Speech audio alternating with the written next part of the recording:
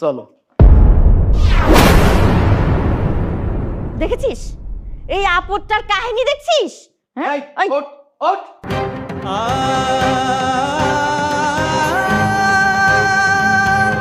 বাবা, আমি তোমার হাতে ধরতেছি বাবা, প্লিজ তুমি এই কাজটা করো না বাবা। আমি আমার ভাই ছাড়া অন্য কাউকে দেখতে পারবো না, আমি সহ্য করতে পারবো না বাবা। তারপরেও যদি তুমি এই কাজটা করো তাহলে তোমাকে আমার লাশের উপর দিয়ে যেতে হবে। আমি তোকে হাত ছাড়তে বলেছি, হাত ছাড়। দরকার পড়লে তো লাশের উপর দিয়ে গিয়ে আমার ছেলেকে আবার বিয়ে করে আনবো। এই তুই কি চেয়েছিস? হ্যাঁ, আমার ছেলেটা তোর ওই মরা মায়ের জন্য সারা জীবন একা থাকবে? আমার ছেলের জীবনটা নষ্ট হয়ে যাবে? আরে তোর মা বেঁচে থাকতে তো আমার ছেলেটাকে এক বিন্দু পরিমাণ শান্তি দেয়নি, তুইও দিবি না? শোন বাবা, তুই ওর কোনো কথায় কান দিবি না। আমার তো তোকে বিয়ে করাতেই হবে। তুই যদি বিয়ে না করিস তাহলে আমার এই বংশ প্রদীপ জ্বলবে কোত্থেকে? আমি প্রদীপ পাবো কোত্থেকে? আমার এই বংশ রক্ষা হবে কি করে? তোর এই ফকিন্নি মা তো দিয়ে গেছে একটা আপদ, একটা বংশের প্রদীপ তো দিয়ে যায়নি। সেই জন্য আমাকে সারা জীবন কি দুঃখে কাটাতে হবে? কখনো না। শোন বাবা, আমি চাই তুই আবার নতুন করে বিয়ে কর, বিয়ে করে আমার বংশের জন্য প্রদীপ নিয়ে আয়। দাদি, তুমি এসব কি বলতেছো? তুমি আমাকে আপদ বললা, তুমি আমাকে এত বড় একটা কথা বলতে পারলা? বাবা, দাদি তোমার সামনে আমাকে এত বড় একটা কথা বললো আর তুমি দাঁড়িয়ে দাঁড়িয়ে দেখতেছো, তুমি কিচ্ছু বলতেছো না। এই তুই কি বললি? আমি তোর কথা শুনে আমার মায়ের সাথে খারাপ আচরণ করবো? আমি আমার মাকে করে কিছু বলবো? তুই ভাবলি কি করে? ওই তুই ভাবলি কি করে? আমার মতো একেবারে সত্যি কথা বলেছে। তুই একটা আপদ মানে আপদ। আরে বাবা, আমি এত টাকার একটা বিজনেস করি, আমার বিজনেসটা দেখাশোনার জন্য একটা লোক দরকার, মানে আমাদের একটা বংশের প্রদীপ দরকার। তুই তো মেয়ে মানুষ, এই তুই কি ব্যবসা বাণিজ্য সামলাতে পারবি? তা তো পারবি না। তাহলে তুই যদি ব্যবসা বাণিজ্য সামলাতে নাই পারিস তাহলে তোকে দিয়ে আমার হবে এটাকে? তুই আমাকে বলতো। হ্যাঁ আমি বুঝতে পারছি তোর একটা আবেগ কাজ করছে, স্বাভাবিক ব্যাপার। আরে বাবা, আমার এইসব দেখাশোনার জন্য একটা ছেলে দরকার না? আমি কি করব? ছেলেটা কোথায় পাবো? আর সেই জন্য তো আমার একটা বিয়ে করা দরকার নাকি? আমি বুঝতে পেরেছি তোর আবেগের জায়গাটা। তোর মা বেঁচে থাকলে তোকে নিয়ে আর তোর মাকে নিয়ে সারাটা জীবন আমি কাটিয়ে দিতাম, কিন্তু এখন আমি কি করব তুই আমাকে বল। আমার মায়ের শেষ ইচ্ছে আমার মা বংশের প্রদীপ দেখবে। আরে বাবা, প্রদীপটা কোথায় থেকে আসবে? আমি তো আমার মায়ের কথা ফেরাতে পারি না। যেভাবে হোক আমি যতদিন বেঁচে আছি আমার মা আমাকে যেটা হুকুম করবে সেটা আমি হাড়ে হাড়ে পালন করব, সেটা আমি করছি। আর মা, তুমি ঠিক কথা বলেছো। এই যে এই মেয়েটা আমাদের এই সংসারে একটা আপদ হয়ে গেছে। তুই একটা আপদ। এই শুনেছিস তো আমার ছেলে তোকে কি বলেছে? হ্যাঁ, সরে যা। তোর মতো আপদের মুখ দেখে গেলে না আমাদের শুভ কাজটা শুভ হবে না বাবা। ওকে তুই সরা, তা না হলে কিন্তু আমি ওকে মেরেই ফেলবো। কি রে, দাঁড়িয়ে আছিস কেন? এই সর এখান থেকে।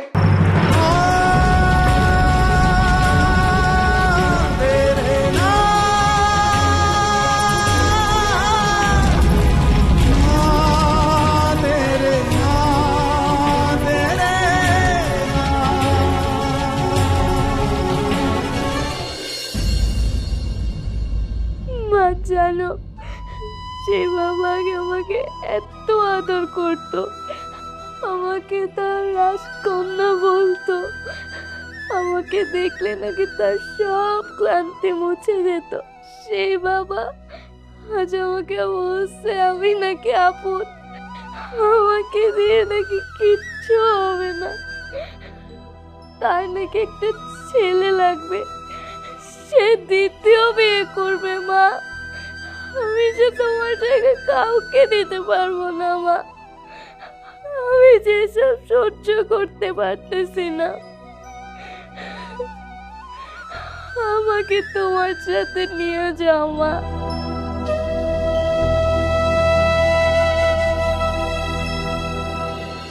আরে হ্যাঁ, আমরা চলে আসছি, এই তো সিঁড়িতে, তোরা গেটের সামনেই থাক। বন্ধু, তুই তো বিয়ে করতে যাচ্ছিস ভালো কথা, কিন্তু তুই যে তোর মা মরা এতিম মেয়েটাকে রেখে আসলি, আর তাছাড়া তার সাথে সবসময় যেরকম ব্যবহার করিস সেটাও তো কম বেশি জানি।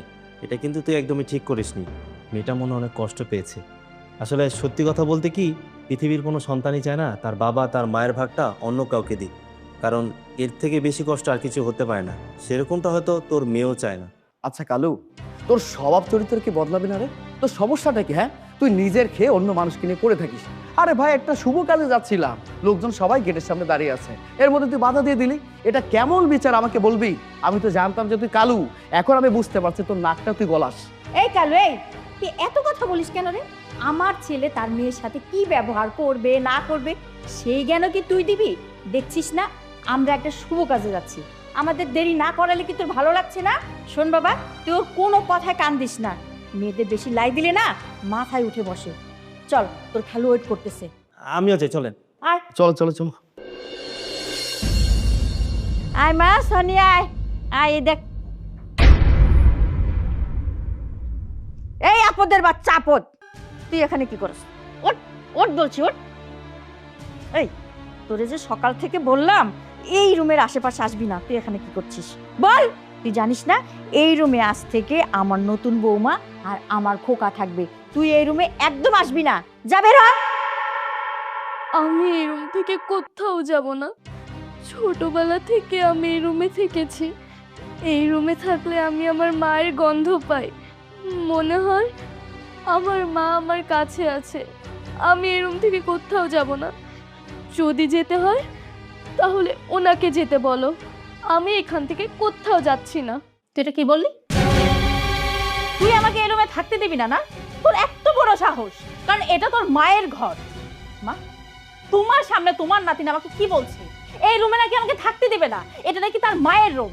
আর তুমি এই অপমান সহ্য করার জন্য আমাকে বিয়ে করে এই বাড়িতে নিয়ে আসছো। বাহা, মাথাটা একটু ঠান্ডা করো, মা কথা বলছে তো, আমি আমি আমি দেখছি। মা সোনিয়া, তুই চুপ কর তো, তোর অপমানের জবাব আমি দেখ কিভাবে দিচ্ছি। এই ছোট লোকের বাচ্চা, তোর এত বড় সাহস, তুই আমার বোনের মেয়েকে এই ঘর থেকে বের করে দিবি? এখন দেখব আজকের পর থেকে তুই এই ঘরে কিভাবে থাকিস। এই ঘরের আশেপাশে যদি তোরে আর দেখছি না, তোর যে আমি কি অবস্থা করব তুই কল্পনাও করতে পারবি না।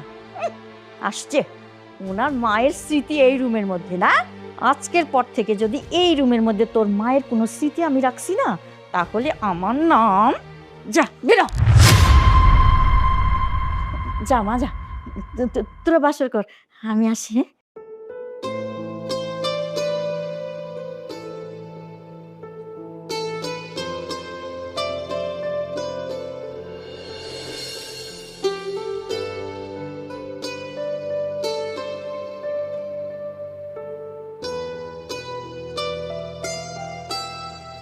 হ্যাঁ, এই তুই স্কুল ড্রেস পরে কোথায় যাচ্ছিস?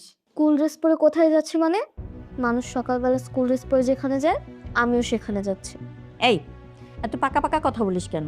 বোমা যেটা জিজ্ঞেস করছে সেটার উত্তর দিলেই তো পারিস। ও স্কুল ড্রেস পরে আর কোথায় যাবে? স্কুলে যাচ্ছে। আরেকটা কথা, সকাল 8টার মধ্যে তুমি আমার মেয়ের জন্য নাস্তা রেডি রাখবে। ও ঠিকমতো খাওয়া দাওয়া না করলে না অসুস্থ হয়ে পড়ে, বুঝতে পেরেছো? তুমি কি পাগল হয়ে গিয়েছো? তোমার মাথা কি পুরোটা নষ্ট হয়ে গেছে? কি বলছো তুমি এসব? তুমি তোমার মেয়েকে স্কুল ড্রেস পরিয়ে স্কুলে পাঠাচ্ছ পড়াশোনা করার জন্য, কেন? ও তো মেয়ে মানুষ, ও পড়াশোনা করে কি করবে? ও কি তোমার কোনো কাজে আসবে? আসবে না তো।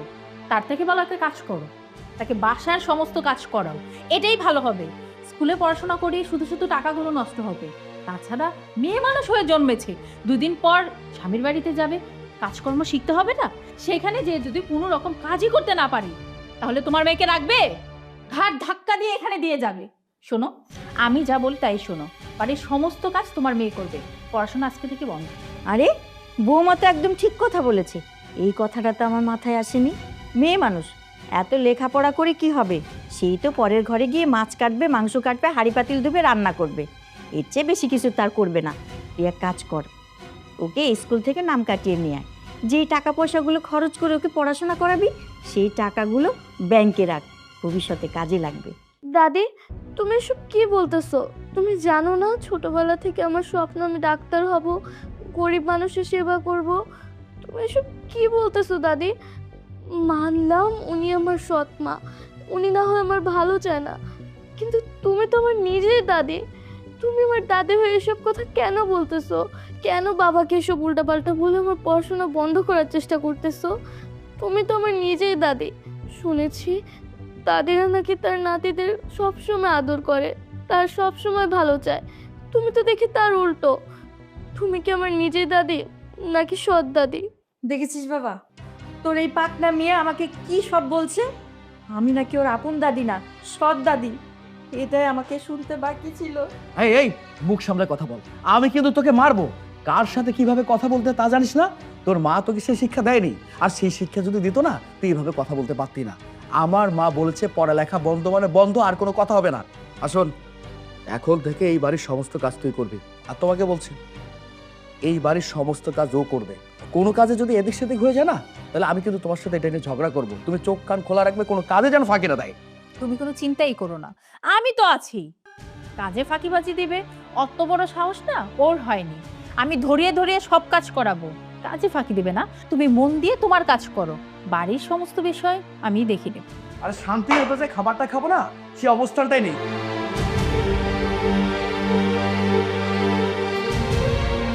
এই এখনো বসে আছিস কেন? কথাগুলো কি কান দিয়ে ঢোকেনি? কি বলছি তোকে, বাড়ির সমস্ত কাজ তুই করবি। এক্ষুনি রান্নাঘরে যাবি, সমস্ত থালা বাসন সবকিছু তুই পরিষ্কার করবি, আর রান্নাটাও করে রাখবি। শোন, আজকের পর থেকে এই সংসারে থাকতে হলে না, এই সংসারের সমস্ত কাজ করে তারপর থাকতে হবে। সংসারের কাজ ছাড়া এই সংসারে তুই থাকতে পারবি না, যা।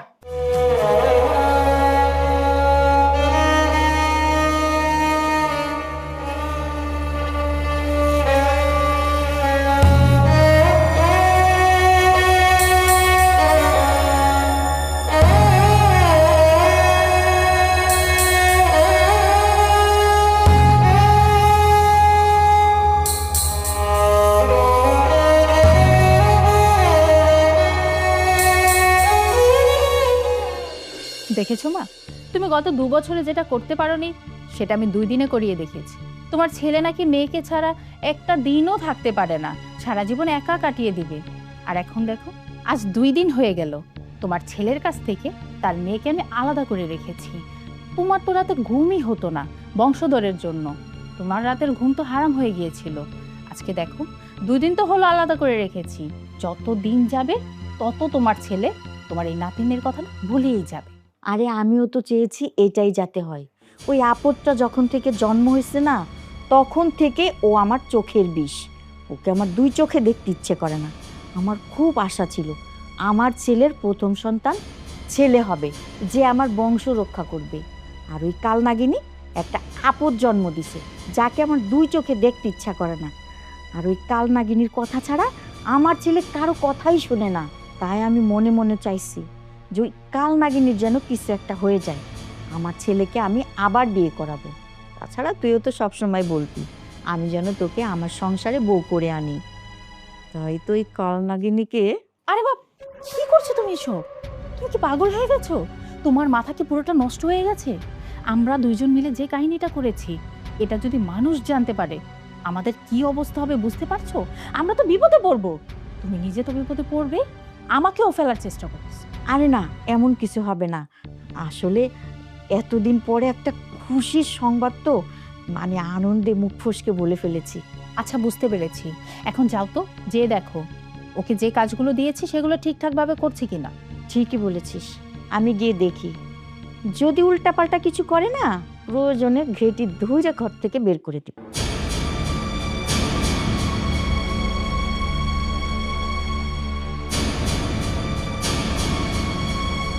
ওই আপদের বাচ্চা, এই তোর সাহস কত বড়! তুই এখানে শুয়ে শুয়ে ঘুমাচ্ছিস? আমার নতুন বৌমা তোকে কি বলেছে ভুলে গিয়েছিস? আমার বৌমা যদি জানতে পারে না, তোর যে কি দশা করবে তুই চিন্তাও করতে পারছিস না। আসলে দাদি, আজকে অনেক কাজ করছি তো, তাই শরীরটা অনেক দুর্বল লাগতেছে। কখন যে শুয়ে পড়েছি নিজেও টের পাইনি। তুমি তো জানো, মা বেঁচে থাকতে তো আমাকে কোনো কাজ করতে দেয়নি। সে তোর মা ছিল, তাই তোকে দিয়ে কোনো কাজ করাইনি, তোকে বসিয়ে বসিয়ে খাইয়েছি। কিন্তু আমি তো তোর মা না, আমি তোর সৎ মা। আমি তো তোর মায়ের মতো তোকে বসিয়ে বসিয়ে খাওয়াতে পারবো না। এই সংসারে থাকতে হলে না কাজ করেই থাকতে হবে। যদি কাজ না করিস তাহলে এই সংসারে থাকতে পারবে না। আর এই যে তোর এত রং ঢং, এই সব কিছু বন্ধ করে না মন দিয়ে কাজ কর, নাহলে শত কান্না করার পরও কিন্তু রাতের খাবার পাবি না। এখান থেকে যা। দেখেছো মা, কুকুরকে ঠিক মতো মুকুর না দিলে না কুকুর কথা শোনে না। কিভাবে মুকুরটা দিলাম, এখন থেকে সমস্ত কাজ করবে। এই না হলে কি আমার বৌমা?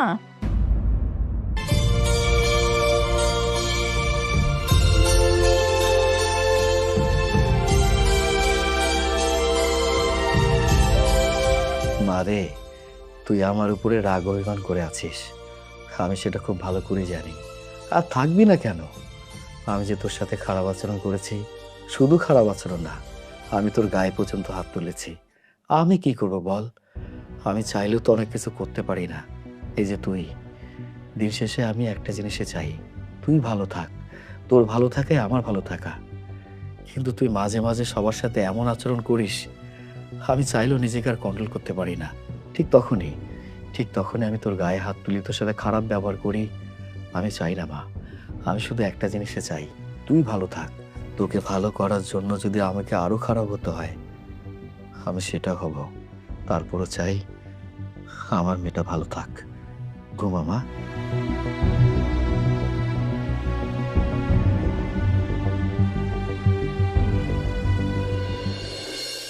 তাহলে তো ভালোই হচ্ছে না, কাজকাম ভালোই আগাচ্ছে। কি ব্যাপার, তোমরা এখানে কি করছো? আরে বাবা, রাত তো অনেক হয়েছে, ঘুমাতে যাবে না? কোনো সমস্যা? না না বাবা, তেমন কোনো সমস্যা নেই। আসলে আমার পায়ের ব্যথাটা একটু বেড়েছে তো, বৌমার কোনো পরিচিত ডাক্তার আছে কিনা সেটা নিয়েই আলাপ করছিলাম। তো তুই ঘুমাসনি কেন বাবা? মা, আমি গিয়েছিলাম আমার মেয়ের রুমে। মানে সকালবেলায় ওকে তো বকাঝকা করেছি, রাগারাগি করেছি, খারাপ আচরণ করেছি। কেমন জানি মানে অশান্তি কাজ করছে, শান্তি পাচ্ছিলাম না। আমার কাছে মনে হয়েছিল আমার মেয়েটাকে যদি দেখতে পাই, কথা বলতে পারি, হয়তো আমার ভালো লাগবে। তো গেলাম, গিয়ে দেখি আমার মেয়ে ঘুমিয়ে পড়েছে। আচ্ছা মা, তোমরা কি ওকে ঠিকমতো খাইয়েছো? তোর কি মনে হয় তোর ওই রাক্ষসী মেয়েটাকে না খেয়ে ঘুমিয়ে গেছে? আর তাছাড়া তুই মনে হয় ভুলে গেছিস যে ওর জন্য শুধু তোর একা মায়া লাগে না, আমারও মায়া লাগে। যত যাই কিছু বকি না কেন, ভেতরে তো মায়া লাগে। শত হলেও তো আমারই রক্ত। তাই বোমা রান্না হতে দেরি হয়, তোর মেয়ের খেতে দেরি হয় না, জানিস?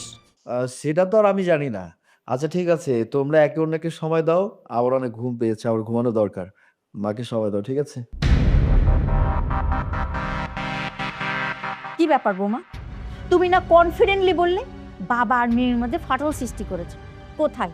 সকালে মেয়েকে বকে গেছে দেখে এখন মেয়ের মুখখানা না দেখে তার চোখে ঘুম আসছে না। আরে বাবা, এইভাবে চলতে থাকলে তো আমার স্বপ্ন পূরণ হবে না। এটা যদি ছেলে হতো না মেনে নিতাম।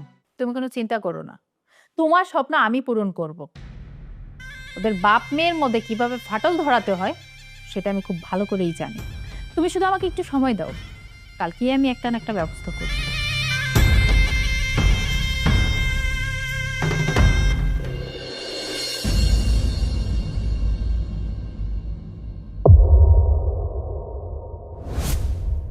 আপনার সাহস তো কম না, আপনি আমার মায়ের পছন্দের শাড়িটা পরছেন। এই শাড়িটা আমার মায়ের অনেক পছন্দের ছিল। আমার বাবা সবার প্রথম এই শাড়িটা আমার মাকে দিয়েছিল। এই শাড়িটা নষ্ট হওয়ার ভয়ে আমার মা নিজেই কখনো শাড়িটা পরেনি। আর আপনি কোন সাহসে এই শাড়িটা পরছেন? আপনাকে ভালোই ভালোই বলতেছি, শাড়িটা খুলে ফেলেন। আমি চাই না আমার মায়ের শাড়িটা নষ্ট হোক। আর তাছাড়া এমনিতেও আমি আপনার সাথে খারাপ ব্যবহার করতে চাচ্ছি না। খুলবো না। কি করবি তুই? আর তোকে কে বলেছে এই শাড়িটা তোর মায়ের, এই শাড়িটা আমার? শোন, যেদিন তোর বাবা আমাকে বিয়ে করে এই বাড়িতে নিয়ে আসছে না, সেই দিন থেকে তোর মায়ের সমস্ত জিনিস সবকিছু আমার, একমাত্র তুই ছাড়া। তুই তো বেশি কথা বলিস, তুই তো পাকনা। আমার পাকনা মেয়ে আবার পছন্দ না। আর শুধু এই শাড়িটা কেন, তোর মায়ের সমস্ত শাড়ি আমি পরবো। কি করবি তুই? আমি দেখতে চাই তুই কি করতে পারিস। আপনাকে ভালোই ভালোই বলতেছি, শাড়িটা খুলে ফেলেন, তা না হলে কিন্তু ভালো হবে না। কি করবি তুই? আমাকে মারবি? ওকে ফাইন, তাহলে আমাকে মার দেখি।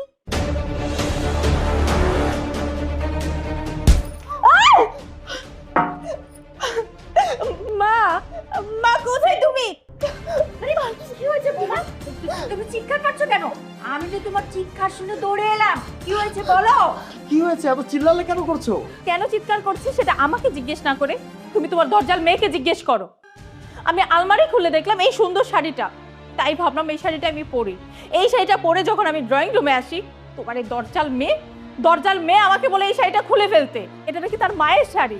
আমি তো জানতাম না এটা তোমার আগের বউয়ের শাড়ি, তাহলে তো আমি কখনোই পরতাম না। আমি যখন ওকে বলি যে আমি তো জানতাম না এটা তোমার মায়ের শাড়ি, জানলে কখনোই পরতাম না। তোমার এই দরজাল মেয়ে আমার সাথে খারাপ ব্যবহার করছে। তোমার এই দরজাল মেয়ে আমাকে বলেছে এই শাড়ি পরার সাহস আমি কোথায় পেয়েছি। আর এই শাড়ি পরার অধিকার আমাকে কে দিয়েছে? আমি তখন অনুরোধ করে বললাম যে আমি তো জানতাম না এটা তোমার মায়ের শাড়ি, জানলে তো কখনোই পরতাম না। কিন্তু তারপরেও তোমার এই দরজাল মেয়ে এই ফুলের টপটা নিয়ে আমার মাথায় আঘাত করে আর বলে আমাকে নাকি মেরেই ফেলবে। তুমি দেখো তোমার এই দরজাল মেয়ে আমার দিকে কিভাবে তাকিয়ে আছে। বাবা বিশ্বাস করো, আমি কিচ্ছু করি নাই। আমি শুধু ওনাকে বলছি এটা আমার মায়ের সবচেয়ে পছন্দের শাড়ি, উনি কেন শাড়িটা পরছে। দেখেছো মা, তোমার নাতনি আমার মাথায় মেরে আমাকে মিথ্যাবাদী প্রমাণ করছে। আপনি তো মিথ্যাবাদী, আপনাকে মিথ্যাবাদী প্রমাণ করার কি বা আছে? আপনি তো নিজেই তোর এত বড় সাহস, নিজে বড় অন্যায় করে বড় বড় কথা বলছিস। এই তুই যে একটা বেয়াদব সেটা আমি জানতাম, কিন্তু এত বড় বেয়াদব আমি জানতাম না। এই শাড়িটা আমি আমার নিজের টাকায় কিনেছিলাম। তোর মা যখন বেঁচে ছিল সে পড়েছে, তোর মা তো মারা গেছে। কোথাও কি লেখা আছে ওই শাড়িটাকেও পরতে পারবে না? তুই তোর নতুন মায়ের সাথে এমন আচরণ করলি। আরে আমি তো ভেবেছিলাম তুই একটা বেয়াদব মেয়ে, তোকে বুঝে শুনে মানুষ করা যাবে, কিন্তু এত বেশি বেয়াদব আমি চিন্তাও করতে পারিনি। সরি, এই শাড়ির জন্য তুই তোর মায়ের সাথে খারাপ আচরণ করলি। এখন তো আমার ইচ্ছা করছে তোকে যদি গলা টিপে মারতে পারতাম না, আমার কাছে মনে হতো সব থেকে ভালো কাজ করতাম। বাবা, বাবা বিশ্বাস করে আমি কিচ্ছু করি নাই, আমি ওনার মাথায় মারি নাই বাবা, উনি নিজেই নিজের মাথায় মারছে, এখন আমাকে দোষারোপ করতেছে। দেখেছো তোমার মেয়ে নিজে আমার মাথাটা ফাটিয়ে এখন আমার উপর ব্লেম দিচ্ছে। কত বড় মিথ্যু! এই কথা শোনার আগে আমার মৃত্যু হলো না কেন? আল্লাহ আপনার মৃত্যু দেয়নি, কারণ আমি সত্য কথা বলছি। সত্য কথা তুই বলছিস তাই না? তোর সত্য কথা আজকে আমি বের করবো। অনেক সহ্য করেছি আমি, আর না, আজকে তো আমি ফেলবো। অনেক অনেক জ্বালিয়েছিস। দ্বিতীয়বার যদি আর সেম ভুলটা করিস না, সত্যিই তোকে আমি মেরে ফেলবো বলে দিলাম। কি বাবা থেমে গেলি কেন? ইচ্ছে মতো পিটা, না পিটালে না ওর মিথ্যা বলাটা ও ছাড়বে না, মিথ্যা বলতেই থাকবে। ভালো করে মার। হ্যাঁ মা, ওকে আজকে আমি মেরেই ফেলবো। আজকে আমি ছেড়ে দিলাম, দ্বিতীয়বার এমনটা করলে সত্যি সত্যি মেরে ফেলবো।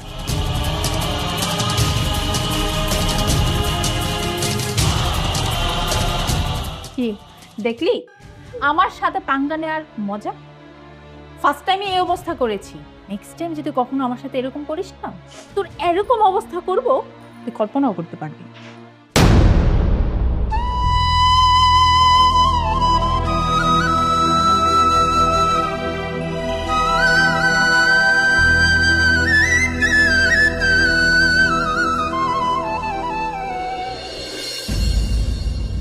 মা সোনিয়া, তোরে নাকি ওই আপুরটা ব্যথা দিয়েছে? কোথায় দিয়েছে মা? কষ্ট হচ্ছে তোর?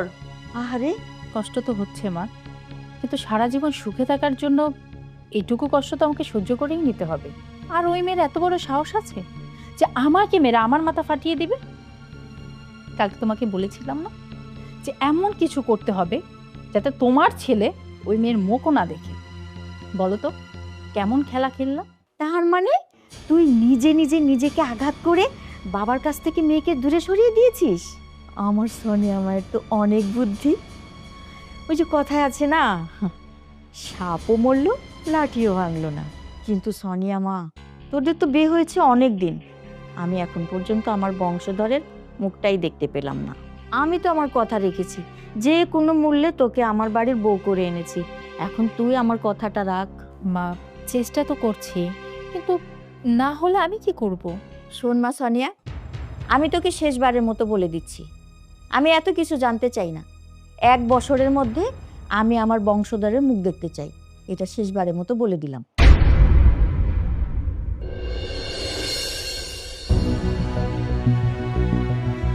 বাবা, তোমার সাথে আমার কিছু কথা ছিল। এই, তোর সাথে আমার কিসের কথা? যা এখান থেকে, যা বলছি। দাঁড়িয়ে আছে। ডাক্তার আঙ্কেল, আপনি এতদিন পর বসেন। ওই হসপিটালে ডিউটিতে ছিলাম বুঝছো, একটা এমার্জেন্সি পেশেন্ট দেখতে এসেছিলাম পাশে, তো ভাবলাম অনেকদিন তোমাদেরকে দেখি না, একটু দেখে যাই। আঙ্কেল, কতদিন পর আপনার সাথে দেখা হলো? সেই কবে আমার সাথে আপনার দেখা হয়েছিল, এরপর আর কোনো যোগাযোগ নেই। কোথায় যে হারিয়ে গেলেন খুঁজেই পাই না আপনাকে। আচ্ছা ভালো কথা, আপনি তো আমাকে বলেছিলেন একটা রিপোর্ট আমাকে দেবেন, কই পরে তো আর আমাকে দিলেন না। আমি আর কি করব বলেন, এত পরিমাণে কাজকর্মের চাপ, যোগাযোগ করতেও পারিনি আপনার সাথে। অন্য কোথাও যে যাবো, গিয়ে টেনে একটু কথা বলবো, সেটা আর করিনি। রিপোর্টটার কি অবস্থা? কি ব্যাপার, তুমি এমন ভাবে কথা বলছো যেন তুমি কিছু জানোই না। আমি তো তোমার রিপোর্ট দিয়ে গেছি, তোমার সমস্যার কথাটাও আমি বলতে এসেছিলাম, কিন্তু তুমি ঢাকার বাইরে ছিলে কয়েকদিনের জন্য। আমি তখনই বলে গেছি যে আমি বিদেশে যাব। তা বৌমা তোমাকে বলেনি? আমার মনে হয় তুমি কষ্ট পাবে জন্য বৌমা তোমাকে বলেনি। তা বৌমা কোথায়, ওকে ডাকো। আঙ্কেল, আপনাকে কিভাবে যে বলবো, আমার স্ত্রী সড়ক দুর্ঘটনায় মারা যায়, এই ব্যাপারটা আপনাকে বলা হয়নি, কারণ আপনার সাথে তো আমার যোগাযোগ হয়নি সেই কারণে। না সাগর, আসলে একটা জলজন্ত মানুষের মৃত্যু এইভাবে আসলে আমি মেনে নিতে পারছি না। একটা মানুষ এভাবে কিভাবে, আসলে ব্যাপারটা বিশ্বাসই করতে পারছি না যে কিভাবে সম্ভব। আপনার বিশ্বাস আর অবিশ্বাসে তো কেউ বেঁচে থাকবে না। তাছাড়া যার যতদিন হায়াত সে তো ততদিনই বাঁচবে। সাগর, এই মেয়েটিকে তো চিনলাম না। আঙ্কেল, ওর নাম সোনিয়া, আমি ওকে বিয়ে করেছি। আসলে হয়েছে কি, আমার প্রথম স্ত্রী মারা যাওয়ার পরে আমি একেবারে নিঃস্ব হয়ে গেছিলাম। আমি কি করব, হায় হুতাশ খাচ্ছিলাম। আমার প্রতিটা মুহূর্তে হতাশা, দুশ্চিন্তা আমাকে গ্রাস করছিল। ঠিক তখনই এই সোনিয়া আমাকে সাহায্য জুগিয়েছে। কি করবো বলুন, আমার তো একটা মাত্র মেয়ে, বড় একটা ব্যবসা বাণিজ্য করি, আমার একটা ছেলে সন্তান দরকার। আর মাও আমাকে জোর করলো যে বাবা, আমার তো শেষ ইচ্ছে, এই বংশের একটা প্রদীপ দরকার। তাই তো আমি কোনো উপায় না পেয়ে সোনিয়াকে বিয়ে করেছি। মানে এক কথা, আমার দ্বিতীয়বার বিয়ে হয়েছে। কিন্তু তোমাকে দিয়ে তো সেটা সম্ভব নয়। আমাকে দিয়ে কোনোভাবে সম্ভব না মানে? সম্ভব নয় কারণ তুমি আর কখনো বাবা হতে পারবে না। মানে হ্যাঁ, এটা তো তোমার রিপোর্টে এসেছিল, আমি তো সেটা বলতে এসেছিলাম। তোমার বউকে সেটা আমি বলতে এসেছিলাম সেদিন। আরে ডাক্তার আঙ্কেল, আপনি? হ্যাঁ বৌমা, সাগর কোথায়? ওর সাথে একটু জরুরি দরকার ছিল, ওকে একটু ডেকে দাও। আসলে আঙ্কেল, ও তো দুদিনের জন্য জরুরি একটা কাজে ঢাকার বাইরে গেছে, আসতে দুদিন দেরি হবে। কেন, কোনো প্রবলেম? না, প্রবলেম না, মানে ঘটনা হয়েছে কি, ওর কিছু মানে শারীরিক টেস্টের রিপোর্ট আমার কাছে আছে, আর ওর সাথে আমার কিছু কথাও ছিল। আর আমি আবার একটা ট্রেনিংয়ের জন্য দেশের বাইরে যাচ্ছি বেশ কয়েক বছরের জন্য। তাই ভাবছিলাম যে ওর সাথে কথা বলে ওর রিপোর্টগুলো ওকে দিয়ে দিতাম, কিন্তু ও তো আবার 2 দিনের আগে বাড়িতেও ফিরবে না। ওর সাথে তো খুব জরুরি দরকার ছিল। আসলে আঙ্কেল, আপনি মনে কিছু না করলেও রিপোর্টগুলো আমার কাছে দিয়ে যেতে পারেন। ও আসলে ওকে আমি বুঝিয়ে বলবো, যেহেতু আপনার হাতে সময় নেই, তাহলে কি করার। না মানে ঘটনা হলো যে কথাগুলো খুবই ব্যক্তিগত, আর তোমরা যে কিভাবে নাও এই জন্যই আর কি বলতে চাচ্ছিলাম না। আরে আঙ্কেল, এত না ভেবে বলেন তো। হয়েছে কি, ওই কদিন আগে সাগর আমার চেম্বারে এসেছিল ওর ফিজিক্যালি একটু সমস্যা নিয়ে।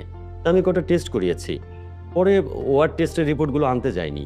তো রিপোর্টে এসেছে সাগর আর কখনো বাবা হতে পারবে না। সারাটা জীবন ওকে ওই মামুনিকে নিয়েই থাকতে হবে। কিন্তু ওর একটা স্বপ্ন ছিল যে ওর একটা বংশ প্রদীপ হবে, একটা ছেলে হবে যে ওর ব্যবসাটা দেখবে। তাই ভাবছিলাম মানে আসলে এই ব্যাপারটা তোমরা কিভাবে নেবে, তোমারও তো একটা শখ আহ্লাদ আছে। আবার এমন একটা ব্যাপার যে মেনে না নিয়েও কিছু করার নেই। আসলে প্রতিটা মেয়ে মানুষেরই তো একটা স্বপ্ন থাকে যে তার একাধিক সন্তান থাকবে, একটা ছেলে থাকবে, একটা মেয়ে থাকবে, কিন্তু তোমাদের তো সেই স্বপ্ন আর পূরণ হবে না। তাই ভাবছিলাম যে এই বিষয়টা নিয়ে তোমাদের মধ্যে কোনো ঝামেলা বা সমস্যা হয় কিনা, তাই নিয়ে একটু টেনশন করছিলাম। আঙ্কেল, এই সামান্য বিষয় নিয়ে আপনি এত টেনশন করছেন? এখন তো আমাদের একটা সন্তান আছে।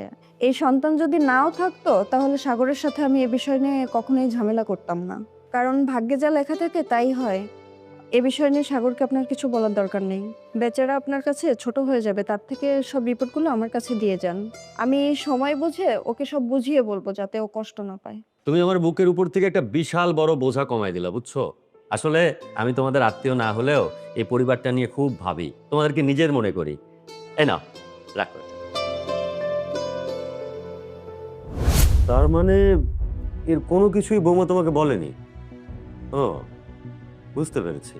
মানে বৌমা চায়নি যে তোমার এই কথাটা জানাজানি করে সে তোমার কাছে ছোট হয়ে যাক।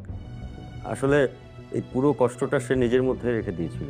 তার মানে যে মেয়েটা আমার ছেলের মান সম্মানের কথা ভেবে, আমার পরিবারের কথা ভেবে এত বড় একটা স্যাক্রিফাইস করলো, তাকে কিনা আমি কালনাগিনীর কথা শুনে মেরে ফেললাম। মেরে ফেলেছো মানে? তুমি এসব কি বলছো? হ্যাঁ বাবা, আমি যা বলছি একদম ঠিক বলছি। এই কাল নাগিন একদিন আমাকে ফোন করে বলল,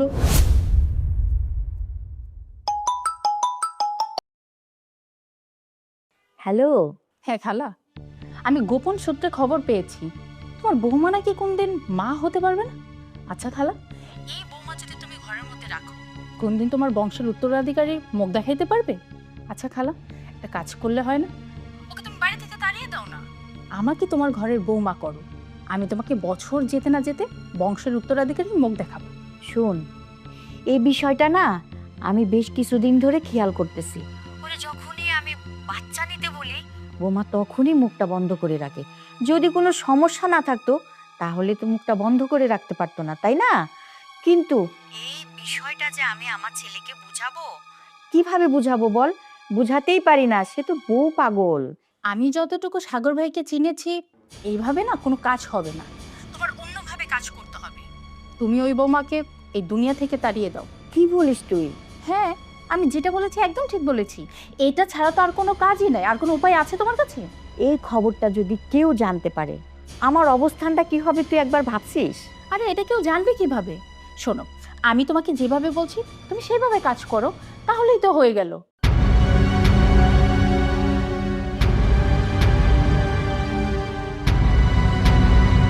বাহ, এইটা তো আমি ভাইবাই দেখিনি।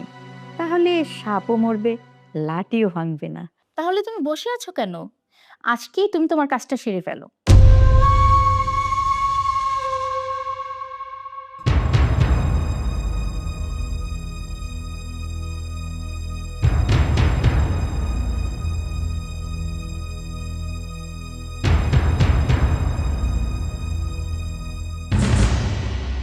বৌমা, জি মা, কি করতেছো? এ তো অনলাইনে ড্রেস দেখতেছিলাম মা। ফোনটা রাখো, নাও দুধটা খাও তো। মা, হঠাৎ করে আমার জন্য দুধ? হঠাৎ করে কেন? আমি কি তোমার জন্য কিছু আনতে পারি না? শাশুড়ি বলে কি তোমার প্রতি আমার কোনো মায়া দয়া নাই? কদিন ধরে আমি খুব খেয়াল করছি, তুমি ঠিকমতো চলাফেরা করতে পারছো না, তোমার শরীরটা খুব খারাপ যাচ্ছে। তাই খোকাকে বলে বাজার থেকে বেশি করে দুধ আনেছি, যেন তুমি খায়া শরীরে একটু শক্তি পাও। এটা কি আমার দোষ বলো বৌমা? না মা, আপনার দোষ হবে কেন? আসলে আপনি কখনো নিজের হাতে আমার জন্য কিছু আনেননি তো, আজ হঠাৎ দুধ দেখে অবাক হলাম।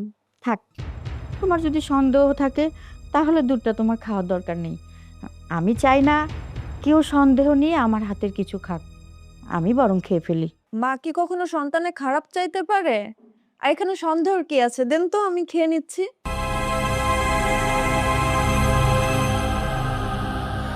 আরে বাহ, এত তাড়াতাড়ি কাজটা সাকসেস হবে আমি তো ভাবতেই পারিনি। কিন্তু দুধের সাথে মৌয়ের মারা যাওয়ার সম্পর্ক কি? বাবারে, দুধের সাথে বৌমার মারা যাওয়ার সম্পর্ক আমি জানি। আমি দুধের মধ্যে এমন একটা মেডিসিন দিয়েছিলাম যেটা শরীরে আস্তে আস্তে কাজ করবে। 1 মাসের মধ্যে বৌমা অসুস্থ হয়ে মারা যাবে, তাহলে আমি আর দোষী হব না। কি করে মারা গেছে সবাই ভাববে বৌমা অসুস্থ ছিল তাই মারা গিয়েছে। আমি আমার বংশের প্রদীপ, আমার বংশ মর্যাদা, এসবের দিকে আমি না নিজের হিতাহিত জ্ঞান হারিয়ে ফেলেছিলাম। একবারও চিন্তা করে দেখিনি সমস্যাটা কোথায়। আর তার পিছনে এই যে এই কালনাগিনী আমাকে প্রতিনিয়ত এই সংসারে আসার জন্য আমাকে শুধু, বাবা আমাকে তুই মাফ করে দে, আমি নিজের হাতে বৌমাকে মেরে ফেলেছি। তার মানে আমার মা মারা যায়নি, তুমি তাকে খুন করেছো? ছি দাদি, ছি। এই কাজটা করতে তোমার একটুও বিবেকে বাঁধলো না? তুমি না আমার আপন দাদি, তুমি এই কাজটা কিভাবে করতে পারলে? আমার আর আমার মাকে যদি তোমার এতই অপছন্দ ছিল, আমাদেরকে বললেই পারতা, আমরা চলে যেতাম। আমার মাকে মেরে আমাকে এতিম করাটা কি খুব বেশি দরকার ছিল? আমাকে তুই মাফ করে দে বোন। আমি এই বংশ রক্ষার ভূত আমার মাথায় চেপেছিল, আর প্রতিনিয়ত বুদ্ধি দিয়ে গেছে এই কালনাগিনী। আমি আমি না বুঝতে পারি না এত বড় সর্বনাশ আমি করে ফেলবো। না, তুমি তো কোনো ভুল করোনি। তুমি যদি কোনো ভুল করতে মা, বিশ্বাস করো যে আমি আমি তোমাকে ক্ষমা করে দিতাম, কিন্তু তুমি তো খুন করেছো, আর একটা খুনিকে আমি কখনো ক্ষমা করতে পারি না। আচ্ছা ঠিক আছে, ঠিক আছে, আমি তোমাকে ক্ষমা করব, কিন্তু আমার একটা শর্ত আছে। তুমি কি পারবে আরে মেয়েটার মাকে ফিরিয়ে দিতে, আমার আমার স্ত্রীকে ফিরিয়ে দিতে? পারবে? তুমি যদি পারো, আমি কথা দিচ্ছি, আমি তোমাকে ক্ষমা করে দেব। আমি জানি তুমি কখনো এই কাজটা করতে পারবে না, আর এই কাজটা করতে পারবে না বলে আমি তোমাকে ক্ষমা করতে পারবো না। তুমি যে আমার মা, এখন আমার সেটা ভাবতে ঘৃণা লাগছে। বিশ্বাস করো মা, তুমি যদি আমার মা না হতে না, আমি তোমাকে পুলিশের কাছে ধরিয়ে দিতাম। কারণ তুমি যে কাজটা করেছো একেবারে অন্যায় কাজ করেছো, আর যারা এই সমস্ত কাজ করে না তাকে কখনো ক্ষমা করা উচিত না, কখনো উচিত না। আমি আমার এই মেয়েটার সাথে কত খারাপ আচরণ করেছি শুধুমাত্র তোমাদেরকে ভালোবেসে। সেই তোমরা আমার আমার স্ত্রীকে মেরে ফেললে। আমার আমার মেয়েটা যদি এখানে থাকে না, আমার মনে হয় তোমরা দুজন আমার এই মেয়েটাকে মেরে ফেলবে। তাই তো এবার এখানে থাকবো না, আমি তোমাদেরকে ছেড়ে চলে যাবো। আর তুই কালনাগিনী, তুই আমার সাথে যেটা করেছিস তোর তো কখনো ক্ষমা হবে না। আমি আমার জীবনে কখনো তোকে ক্ষমা করব না। মা, ও মা, তুই আমাকে ক্ষমা করে দে। আমি তোর সাথে অনেক খারাপ আচরণ করেছি, আমি না তোর বাবা, আমি তোর কাছে ক্ষমা চেয়েছি। মা, আমরা এখানে থাকবো না মা, আমরা এই জানার গুলাকে ছেড়ে চলে যাবো, দূরে কোথাও চলে যাবো। চল মা।